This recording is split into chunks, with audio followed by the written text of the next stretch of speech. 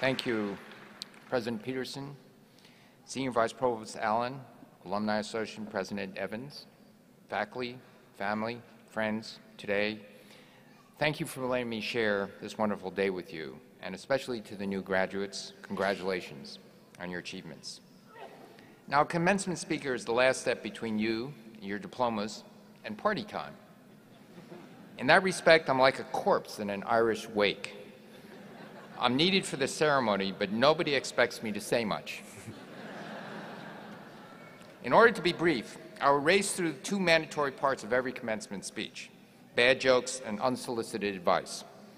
You've just heard the bad joke. Here's the unwanted advice. Your success will depend on how well you interact with others. Learn to put yourself in another person's shoes. Walk around in them. Try to see the world through their eyes. That exercise will help you cultivate a generous spirit. And when you work with others and in negotiations, don't bargain for the last little advantage. Leave the change on the table. One of my favorite movies was Jimmy Stewart in the movie Harvey. He played Elwood P. Dowd, and he got it exactly right. In that movie, Jimmy Stewart portrays this amiable person whose best friend is Harvey, an invisible 6-foot, 8-inch rabbit. And he summed up his philosophy of life as follows. Years ago, my mother used to say to me, "In this wood, Elwood, you must be," she always used to call me Elwood, "in this world, Elwood, you must be oh so smart or oh so pleasant." Well, for years I was smart. I recommend pleasant. You may quote me on that. So, that brings me to the heart of my remarks today. I'm about to tell you, what I'm about to tell you actually came inspired from the unpublished musings of the most famous alumni of Georgia Tech. I'm not talking about President Jimmy Carter, Senator Sam Nunn, or Kary Mullis, the 1993 Nobel laureate in chemistry. I'm talking about none other than George P. Burdell, class of '31. War hero, finalist of Time Magazine's Person of the Year Award, and a hell of an engineer.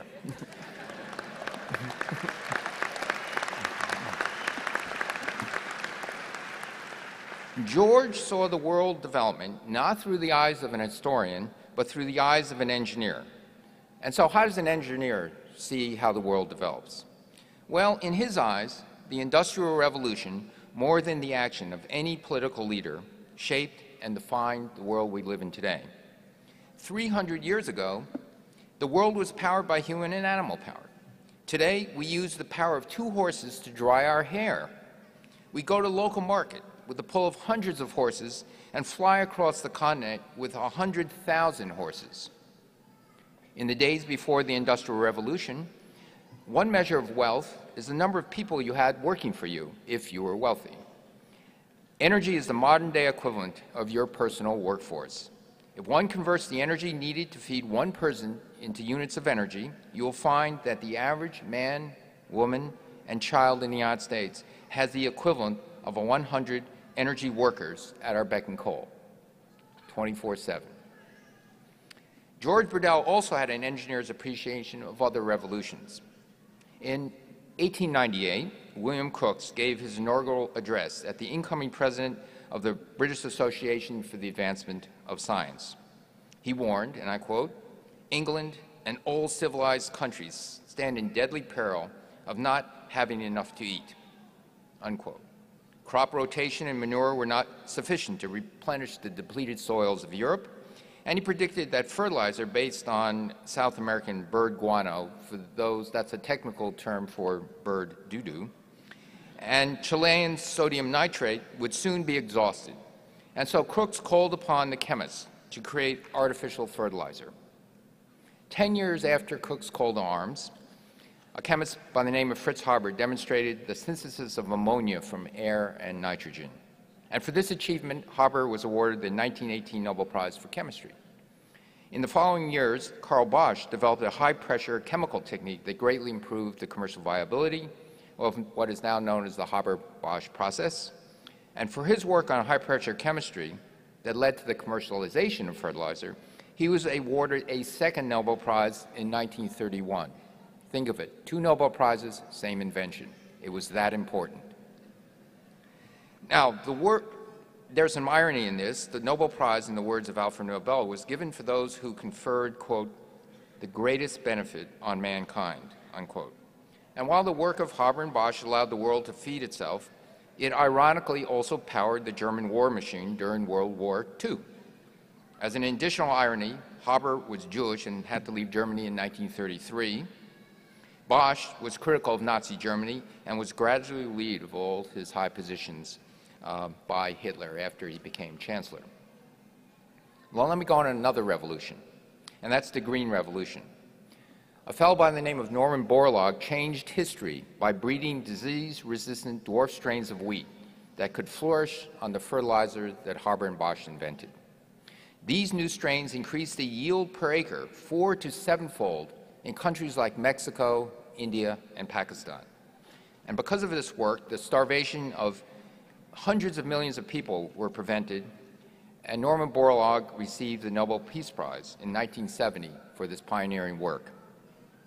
The Industrial Revolution now has unintended consequences. We know that carbon emissions from the Industrial Revolution is causing the climate to change.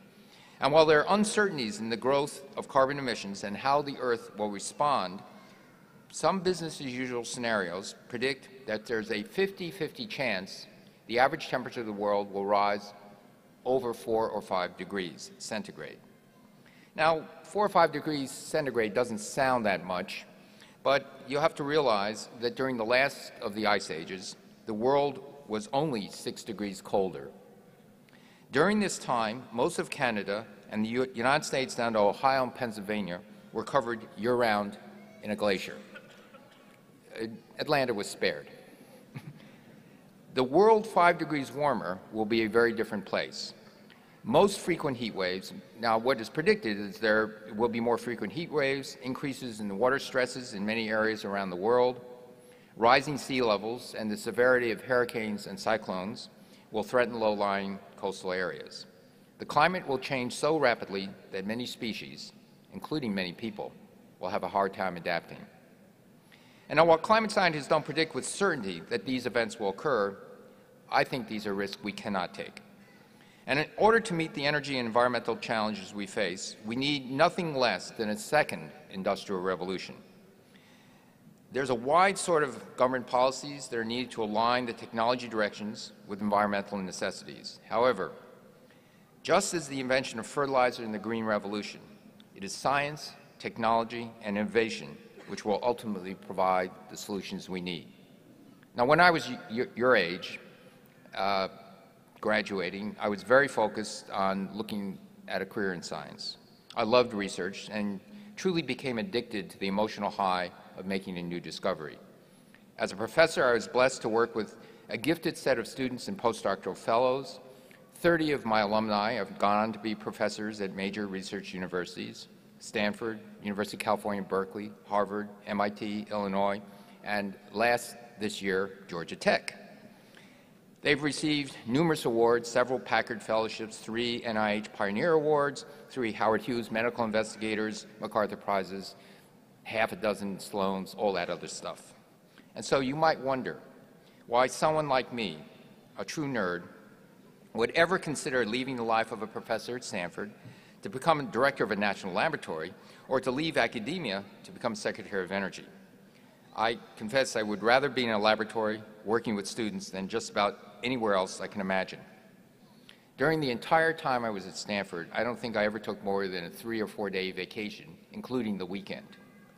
The simple fact was I didn't want to take vacations, and as I began my downward spiral from professor to administrator to bureaucrat in the last 6 years, I now find I need vacations. Despite the trials and tribulations of running a very large organization and being part of the political world, there is nowhere else I'd rather be. And why? It's because I'm privileged to be in the Obama administration, to be able to work on the energy and climate change problem, because I think that this problem is the most pressing problem science and technology has to solve. I can contribute in helping guide America on a path to sustainable energy future. And that's where you, the graduates of Georgia Tech, come in. In 1905, President Theodore Roosevelt gave a speech at Georgia Tech on the steps of the famous Tech Tower. I think the T was still there.